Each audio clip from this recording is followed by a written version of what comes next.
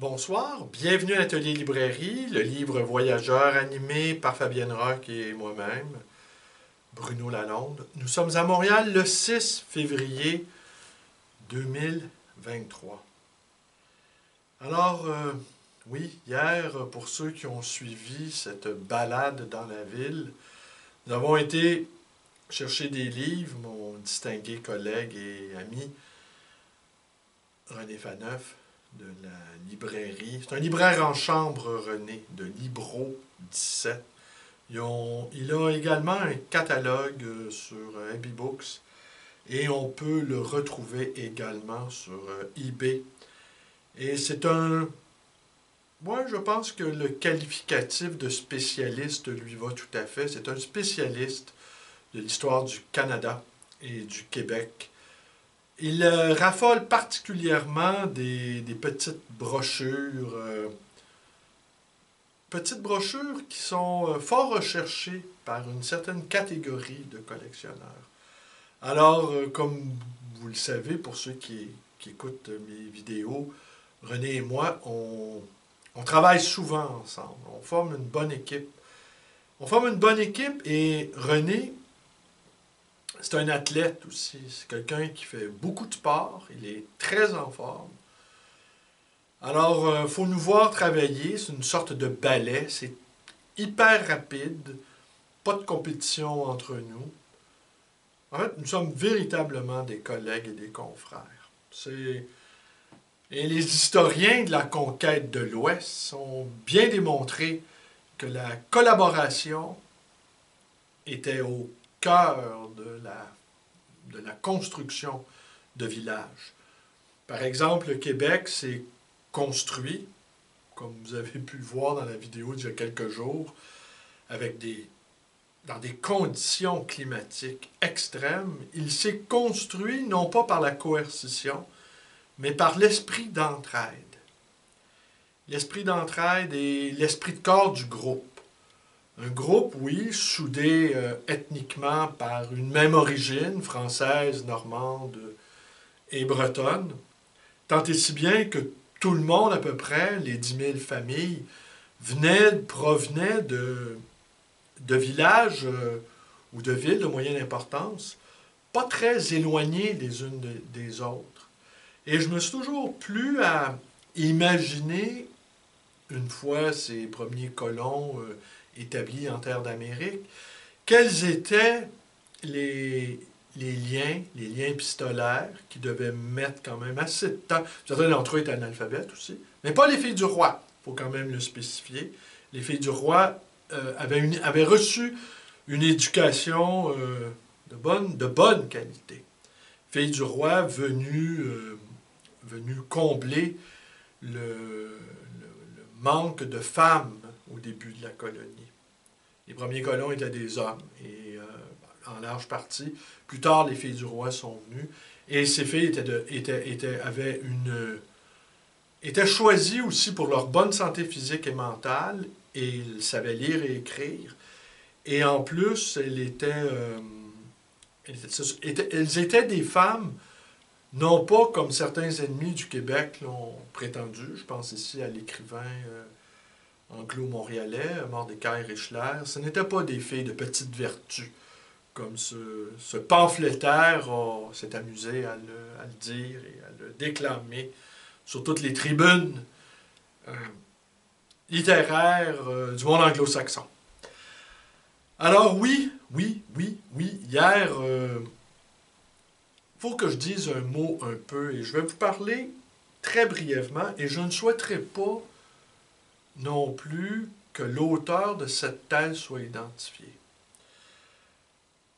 Aussi étonnant que ça puisse paraître, bon, je l'ai dit souvent, nous, les libraires de ma catégorie d'occasion et d'anciens, nous nous déplaçons sur le théâtre des opérations.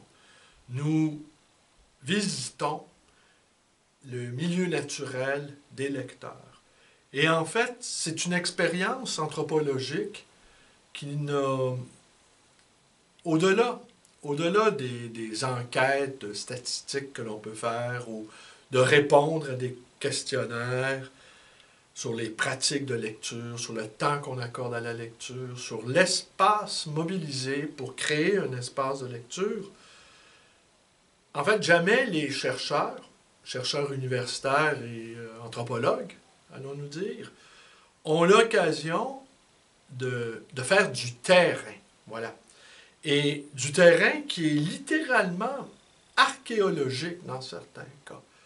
Rarement voyons-nous des bibliothèques qui ont été constituées au fil de plusieurs générations.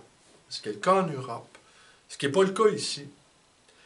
Ça arrive chez des intellectuels de haut niveau, qui provenaient eux-mêmes d'un milieu intellectuel, et parfois les bibliothèques intergénérationnelles se forment.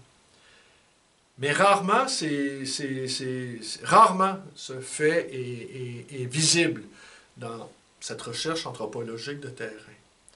Alors oui, le libraire, s'il est le moindrement intéressé à réfléchir à cette question de l'espace consacré au livre, le terrain, eh bien, pourra en tirer un certain nombre de conclusions, pourra même, à mon sens, peut-être ça pourrait être l'objet d'un doctorat. Hein? Voilà. Et mais ça, personnellement, il faudrait que je sois enclin à avoir le goût des structures coercitives. Et le libraire, généralement, a assez peu de goût, même si certains d'entre eux, ce qui n'est pas mon cas, ont commencé des études fort avancées, ils finissent par naviguer en marge des institutions. Et les institutions aussi ne comprennent pas toujours quel est le rôle des libraires. Alors oui, nous avons l'opportunité d'aller visiter des bibliothèques, d'aller les analyser, pas que du point de vue de la vente, pas que du point de vue de la revente, devrais-je dire. Et il y a quelque chose d'éprouvant parfois. Voilà, c'est un peu le point où je veux en venir ce soir.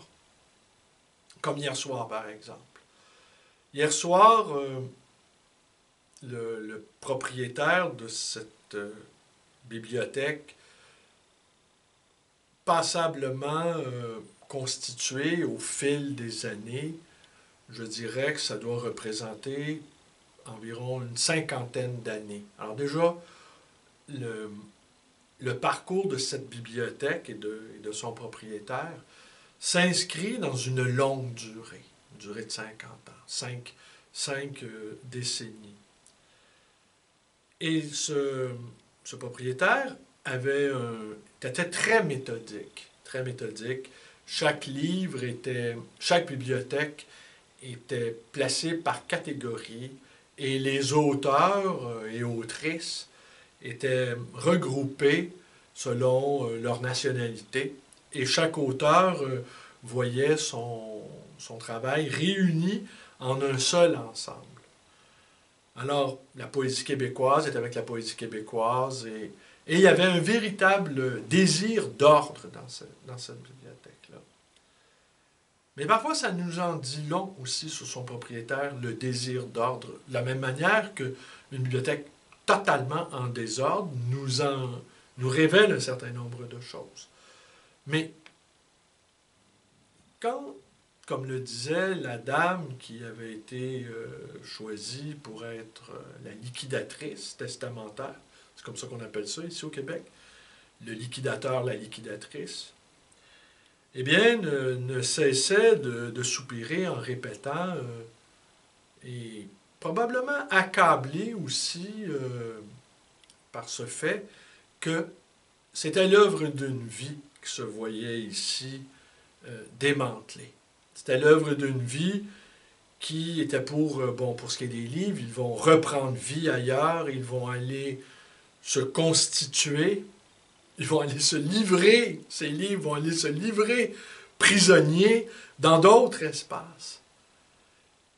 Et les bibliothèques sont rarement, hormis l'exception que je vous ai mentionnée de bibliothèques intergénérationnelles d'écrivains ou d'intellectuels importants, Les bibliothèques, généralement, sont orphelines. Alors, c'est une passion qui ne se transmet pas. Et on peut juger que, oui, certains... non, en fait, je n'ai pas perdu mon idée, mais les bibliothèques, en général, sont orphelines. Et la plupart des gens, chez les proches, ou qui pourraient être jugés comme des héritiers, ne souhaitent absolument pas se retrouver avec un dépôt de livres. Un tel dépôt de livres. Ici, c'était environ un peu plus de 2000 livres. Ce qui est somme toute, assez respectable. On a vu pire, on a vu mieux. Alors donc, le poids de tristesse, eh bien, le libraire anthropologue peut l'éprouver aussi. Hier soir, c'était éreintant. Les livres étaient poussiéreux, pas sauvagement annotés, plutôt délicatement. Et à l'intérieur de ces livres, on a trouvé quelques artefacts, quelques papiers, dont quelques-uns pouvaient témoigner, en fait, sans trop se tromper, on pourrait affirmer que le propriétaire, sans doute dans les derniers moments de sa vie, est encore vivant, mais il est en phase terminale, mais que peut-être sa maladie avait été précédée par une maladie dégénérative, Parkinson ou Alzheimer. Parce qu'on a retrouvé à l'intérieur des livres des traces écrites de sa main d'une graphie tremblotante, laborieuse, chevrotante, aurions-nous envie de dire. On pouvait voir que la main qui avait tracé ces quelques lignes était une main qui tremblait. Une main qui... et c'était visible, les traces en tout cas témoignaient de la difficulté d'écrire. On peut y mettre aussi une autre hypothèse, peut-être faisait-il un usage excessif des appareils électroniques, usage excessif de l'informatique. Ça a été observé que les utilisateurs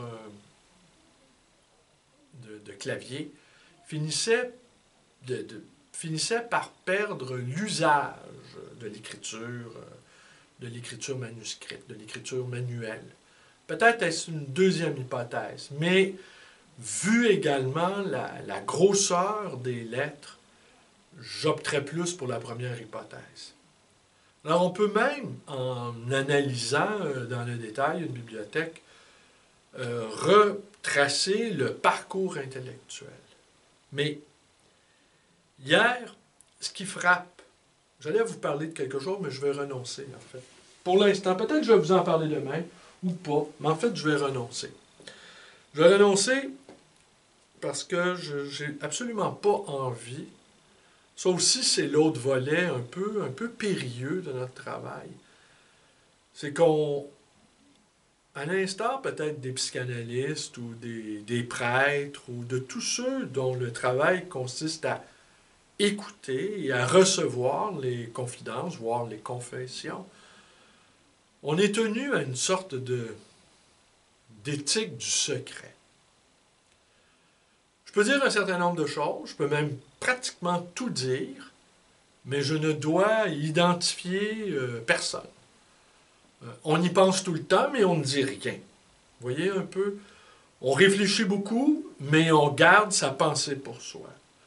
Et on ne dévoile pas, surtout, ses sources. On peut dégager des grandes lignes, on peut développer des hypothèses, échafauder des théories, mais on ne peut pas dévoiler le nom des gens.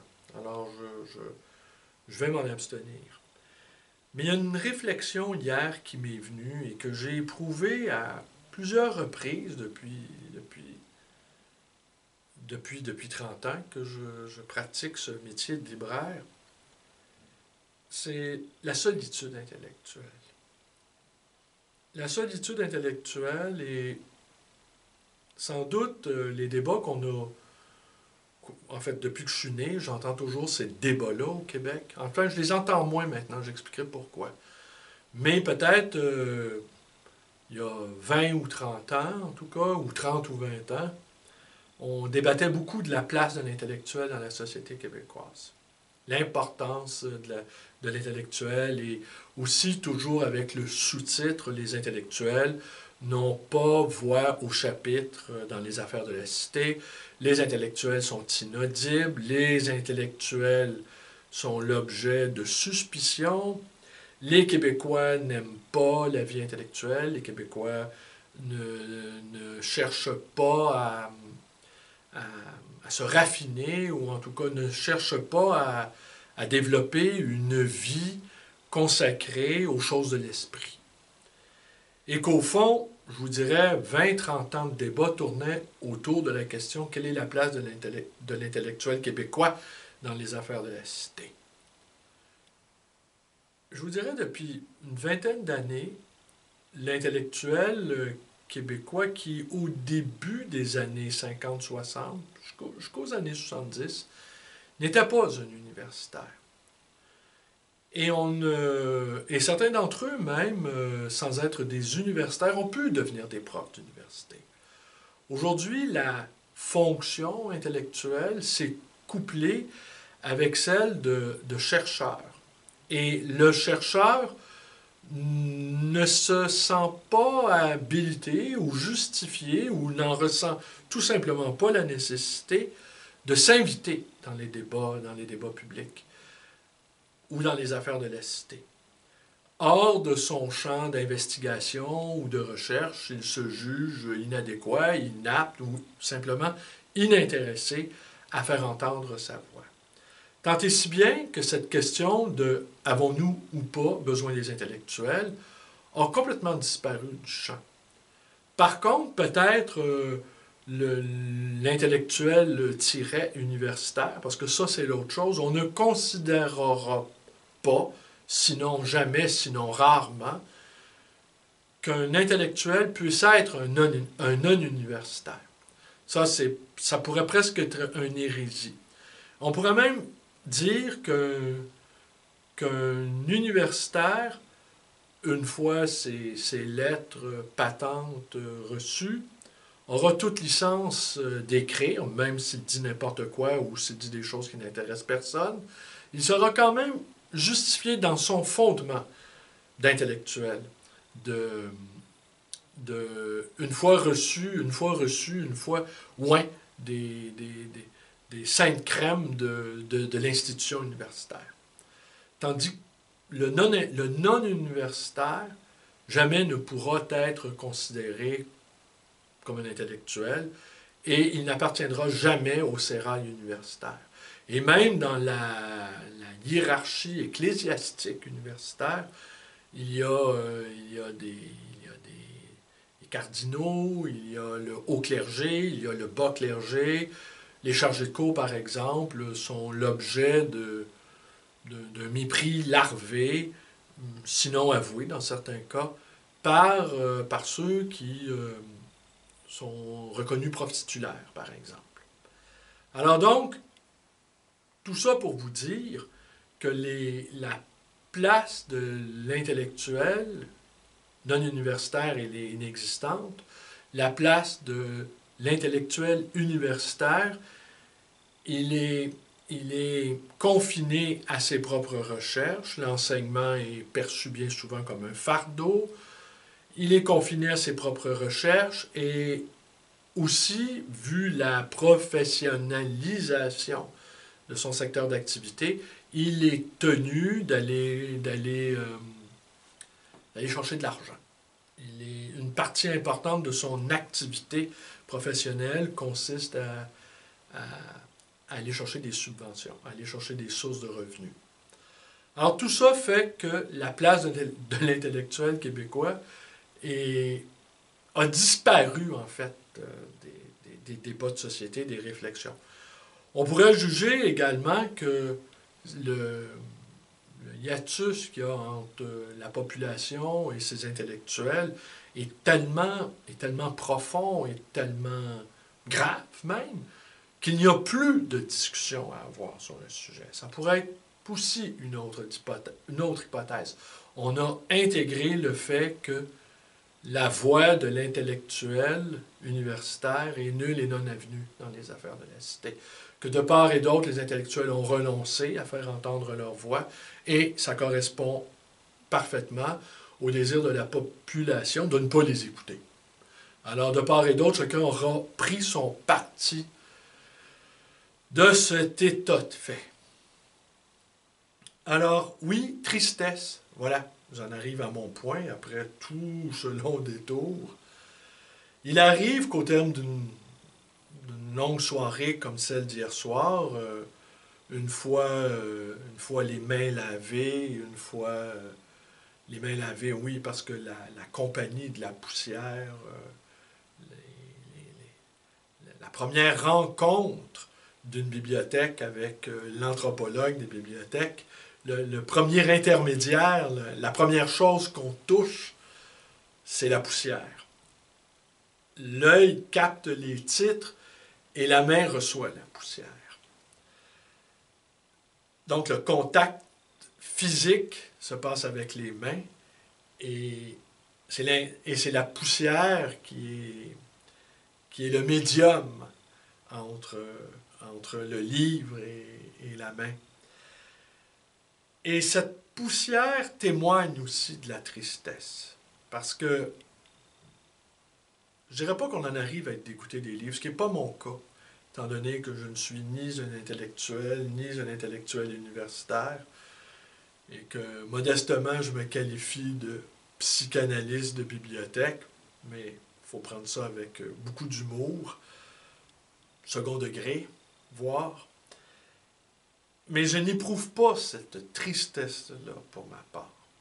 Est-ce le contact permanent de gens qui sont complètement passionnés par la chose littéraire ou philosophique et que j'ai en face de moi quotidiennement des gens pour qui l'objet livre et le monde des livres, le monde des idées, le monde des esprits est une préoccupation quotidienne. Bref, j'ai affaire à des passionnés tout le temps. Et ces passionnés-là, forcément, me nourrissent. Et je n'ai pas à les éduquer, eux non plus. Je vous dirais, on s'informe mutuellement ou on s'éduque mutuellement, mais où on partage une passion commune, mais il n'y a pas de... Je n'exerce pas de magistère. Eux non plus, ce ne sont pas mes étudiants, je ne suis pas leur prof. Bref, le rapport avec la culture est tout à fait autre que si j'étais un universitaire ou un intellectuel. Alors donc, cette tristesse, cette solitude du travail intellectuel, parfois, ça nous traverse, ça nous bouleverse. Parce que j'aurais envie de dire aussi, parfois, il n'y a pas beaucoup de plaisir, il n'y a pas beaucoup de vie dans certains cas. Je dirais même on sent une perte de vitalité, on sent un désenchantement. On imagine sans peine l'intellectuel reclus dans sa bibliothèque, subissant des assauts de tristesse, de mélancolie. On pressent dans certaines bibliothèques, comme celle d'hier, une aura de solitude. Une aura. À force de trop parler, des fois, on finit par perdre le masculin et le féminin des mots. Et ça c'est une épreuve, ça. L'épreuve, j'ai envie de dire, l'épreuve de la bibliothèque étrangère. Comme peut-être un mélange d'inquiétude, un mélange d'appréhension et d'excitation aussi. Des livres qu'on découvre. Dans certains cas, comme hier, j'ai vu quelques livres que je n'avais jamais vus de ma vie. Les auteurs québécois, non. Un auteur, entre autres, franco-ontarien, qui va être l'objet de la vidéo de demain. Après-demain, je vais vous parler de Bernard Chouraqui. Puis ça, c'est très important, Bernard Chouraqui. Bernard Chouraqui, ça pourrait être le chef de file des contre-nihilistes. C'est très important à ce stade-ci de l'histoire de l'humanité pour ceux qui font œuvre, même à un bon niveau comme le mien, du travail de l'esprit, de proposer une attitude qui va à l'encontre de l'atmosphère dépressive généralisée. Alors oui, c'est ça. On fait des découvertes, mais parfois c'est éprouvant. Parce que sans connaître son propriétaire, la plupart du temps, je ne les connais pas, les propriétaires. Je les connais uniquement par le décryptage et par l'écoute des livres sur les rayonnages. Les rayonnages parlent. Et je peux deviner le parcours, je peux le deviner. Les aléas de son existence intime, je peux même le subodorer. Les doutes, les hésitations, la solitude, la difficulté d'être, parfois elle est palpable encore, comme un reste de souffrance maculant les murs. C'est audible, c'est palpable. On aurait presque envie de dire, certaines bibliothèques, elles hurlent de chagrin. Certaines bibliothèques crient leur désarroi. Ce n'est pas que des lieux feutrés, calfeutrés. Ce ne sont pas que des lieux d'oasis ou, comme le disait Bachelard, qui imaginait le paradis comme une grande bibliothèque. Parfois, ce sont des lieux de purgation. Des lieux qui s'apparentent à des purgatoires, où on pressent que l'âme de son propriétaire a beaucoup souffert. Et on devine aussi l'absence de contact charnel. Les livres, ça occupe l'esprit, mais les livres ne nous prennent pas dans nos bras, les livres ne nous caressent pas, les livres nous tiennent compagnie, ce sont de bons amis, mais il ne faut pas trop s'abandonner à eux. Et c'est pour ça, je pense, que les gens qui font travail de l'esprit doivent impérativement trouver le moyen de s'incarner, que ce soit par le compagnonnage, la vie, l'implication dans la vie sociale, dans la vie civique, par la politique, par l'entraide, par l'intellectuel qui vit en solitaire va mourir en solitaire. L'intellectuel qui aura se sera détourné des affaires humaines, des simples affaires humaines, tenir quelqu'un dans ses bras, par exemple, risque le dépérissement spirituel. Et certaines bibliothèques nous plongent comme ça dans une sorte de désarroi qui nous fait dire que parfois il faut s'éloigner des livres. Ah ben oui, c'est un libraire qui vous dit ça. Parfois il faut les refermer, les livres. Et on peut deviner que l'indifférence qui est liée aux avancées, au sort, aux réflexions des intellectuels par le plus grand nombre, outre une sorte de vanité ombrageuse qui peut être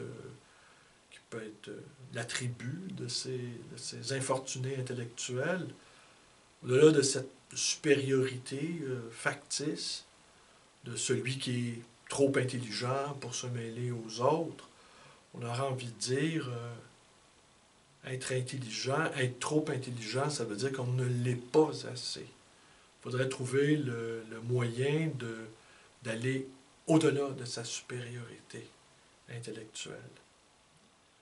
Alors, comment on peut faire ça? Je ne sais pas trop, mais voilà. Alors, j'allais vous parler de sa maîtrise. Ah ben, je ne le ferai pas. La maîtrise, elle est là. C'est une maîtrise savante, même très savante, sur un poète québécois. Si vous avez écouté la vidéo d'hier, donc vous savez de qui il est question. Mais je l'ai parcouru vitement. Ça m'apparaît... c'est clair, il a sué sang et eau pour pondre cette chose. Mais je ne suis pas sûr qu'outre la satisfaction du diplôme obtenu, il ait trouvé à la suite de ça des raisons d'exister plus, des raisons de vivre davantage. Je n'en suis pas sûr. J'aimerais le croire, mais d'après ce que j'ai vu hier, je parierais que non. Alors voilà, être le Claude de Lévi-Strauss des bibliothèques. Je dirais pas je hais les voyages, mais je pourrais dire que oui, certains soirs, je hais les bibliothèques. À demain.